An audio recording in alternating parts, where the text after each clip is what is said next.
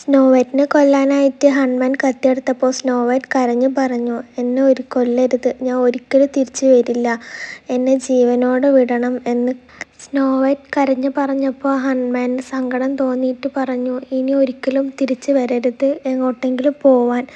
അങ്ങനെ ഹനുമാൻ റാണിയോട് പറഞ്ഞു, ഞാൻ സ്നോ വൈറ്റിനെ കൊന്നു എന്ന്.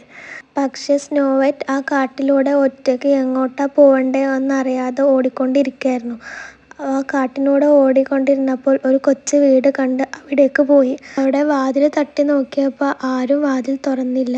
അവൾ തണുത്തിട്ട് വാതിൽ തുറന്ന് അകത്ത് കയറിയപ്പോൾ അവിടെ ടേബിളിൽ 7 ഗ്ലാസും 7 പ്ലേറ്റും 7 ബെഡും ഉണ്ടായിരുന്നു. അവൾ അവിടെ ഭക്ഷണം കഴിച്ച് ആ ബെഡിൽ കിടന്ന് അറിയാണ്ട് ഉറങ്ങിപ്പോയി.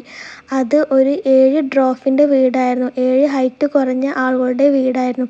അവർ വീട്ടിനകത്ത് കയറിയപ്പോൾ അവിടെ സ്നോ വൈറ്റ് കിടന്നുറങ്ങുന്നത് കണ്ടു. അവർ പറഞ്ഞു, ഏതാണ് ഈ സുന്ദരിയായ പെൺകുട്ടി, ആരാണ് ഇവിടെ നമ്മളെ വീട്ടിൽ എന്ന്. അവൾ ഉണരാത്തത് കണ്ടപ്പം അവരും കിടന്നുറങ്ങി. അങ്ങനെ രാവിലെ എണീറ്റ് നോക്കിയപ്പോൾ സ്നോ വൈറ്റ് അവരെ 7 പേരെയും കണ്ടു.